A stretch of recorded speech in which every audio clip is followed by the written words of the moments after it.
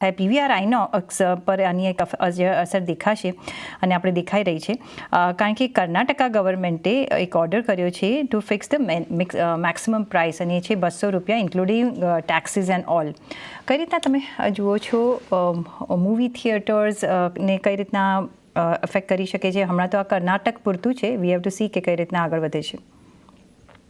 તો બાકી રાજ્યમાં બી જો આ રીતે ભાવમાં પાબંદીઓ મૂકવામાં આવશે તો કદાચ આવકને લઈને થોડી અસર થઈ શકે છે.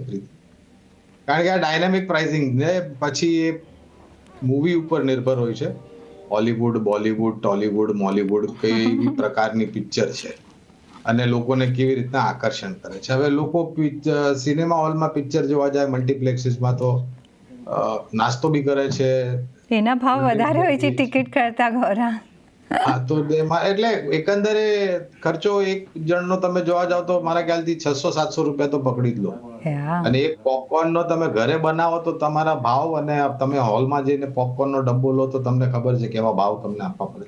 એનીવેઝ, પાયાના મતે રોકાણ જાળવી રાખવાની ભલામણ છે પીવીઆર આઈનોક્સમાં. અને ફૂટફોલ્સ ને લઈને હવે રિલીઝીસ પર નિર્ભર રહે છે. એડવર્ટાઇઝમેન્ટ રેવન્યુ જ્યારે ઇલેક્શન્સ આવે છે ત્યારે પ્રચાર પોલિટિકલ પાર્ટીઓ કરે છે એટલે આ લોકોને એડવર્ટાઇઝમેન્ટ રેવન્યુ સારી મળે છે. જૂનું રોકાણ હોય નીચલી સપાટી પર જાળવી રાખે.